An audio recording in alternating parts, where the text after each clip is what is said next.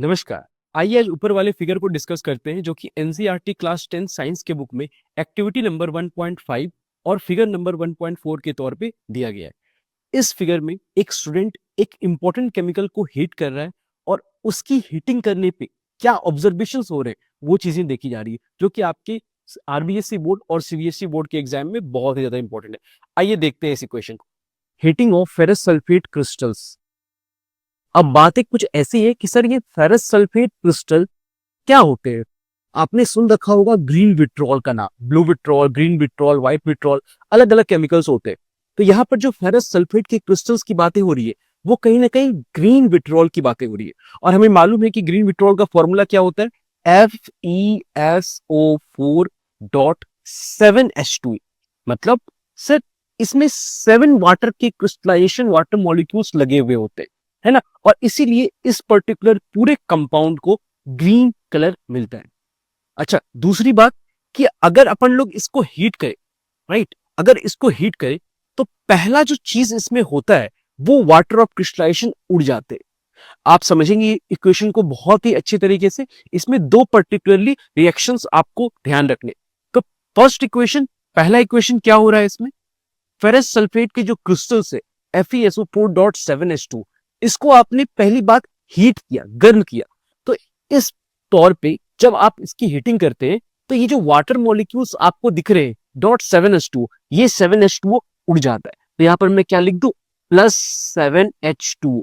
ये water molecules उड़ जाते हैं।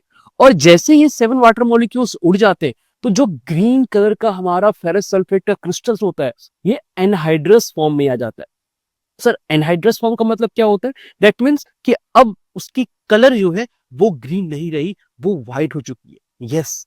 और फर्दर जब आप उसको हीट करते, मतलब आप सेकेंड स्टेप में जब FeSO4 की इक्वेशन आप सेकेंड स्टेप में करेंगे तो अब क्या होंगी, अब ये जो फेरस सल्फेट है, एक्चुअली फेरस सल्फेट FeSO4 क्यों होता है मैं आपको साइड में बता देता हूं।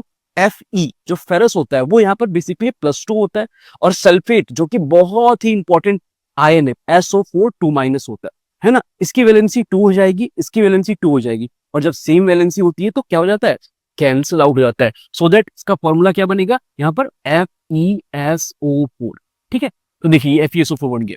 अच्छा, जब मैं इसकी हीटिंग करूंगा तो आपको यहां पर याद रखना पड़ेगा कि मैं फिर से इसको थर्मल डिकम्पोज कर रहा हूं, और थर्मल डिकम्पोजिशन का मतलब मैं इसमें हीट एडिशनल सप्लाई कर रहा हूं। जैसे मैं इसमें हीटिंग करूंगा तो ये 3 अलग अलग केमिकल्स में टूट जाते हैं। पहला है Fe2O3, दूसरा है SO2, और तीसरा है SO3। बहुत ही ज्यादा इंपॉर्टेंट इक्वेशन है, बहुत बार पूछा जा चुका है बोर्ड्स एग्जाम में।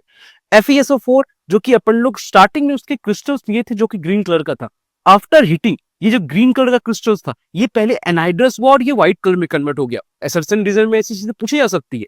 अच्छा, जब आफ्टर फर्दर आपने उसके व्हाइट क्रिस्टल्स लिए और आपने हीटिंग को कंटिन्यू रखा तो वो 3 अलग अलग केमिकल्स में टूट जाता है। अब आपको ये चीजें ध्यान रखनी पड़ेगी कि सल्फर डाइऑक्साइड और सल्फर ट्राइऑक्साइड एक गैस के फॉर्म में एग्जिस्ट करता है, तो मैं यहाँ पर GG लगा देता हूँ, है ना। और ये सॉलिड होता है जिसके अपन लोग फेरिक ऑक्साइड्स को कहते हैं, है ना। ये सल्फर डाइऑक्साइड गैस है, ये सल्फर ट्राइऑक्साइड गैस है, और ये जो कंपाउंड बन रहा है इस कंपाउंड का पर्टिकुलरली नाम क्या है, फेरिक ऑक्साइड। तो मैं यहां पर लिख देता हूं इसका नाम फेरिक ऑक्साइड।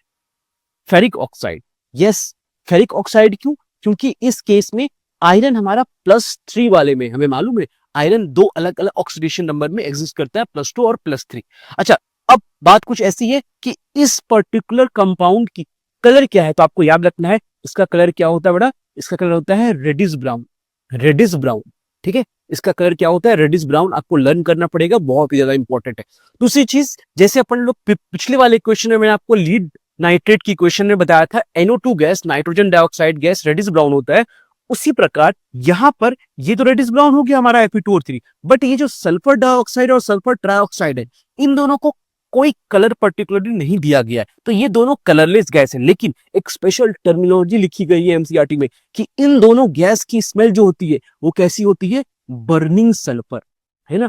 बर्निंग सल्फर कैसी स्मेल होती है, बर्निंग सल्फर। बर्निंग सल्फर का मतलब जिस तरीके से आप क्रैकर्स दिवाली में फुलझड़ी वगैरह छोड़ते हैं ना, तो उसमें कैसे जो स्मेल आती है वही कहीं ना कहीं बर्निंग सल्फर की स्मेल को डिपिक्ट की जा रही है। अच्छा, अब रही बात बैलेंसिंग की सर, तो बैलेंस कैसे करेंगे, मैंने हमेशा बताया है ऐसे रिएक्शन जिसमें रिएक्टेंट और प्रोडक्ट साइड सिंगल स्पीसीज हो, आप बैलेंसिंग उधर से स्टार्ट कर दें। तो यहाँ पर आपको साफ दिख रहा है आयरन 2 था, मैंने यहाँ डायरेक्टली 2 लगा दिया क्योंकि यहाँ पर कोफिशिएंट 1 रहता, 1 के बाद अपन लोग सीखिए 2 लगाते। आप जैसे 2 लगाएंगे देखिए आयरन 2 हो गया, सल्फर 2 होंगे तो 2 सल्फर यहाँ पर हो गए। ऑक्सीजन चेक कर लेते हैं, 4 2 8 ऑक्सीजन। ऑक्सीजन यहाँ चेक करते हैं क्या 8 ऑक्सीजन है, 3 + 2 5, 5 + 3 8। तो ये बहुत आसानी से रिएक्शन बैलेंस हो गया। आई होप चीजें आपको समझ में आ गई होगी। Thank you.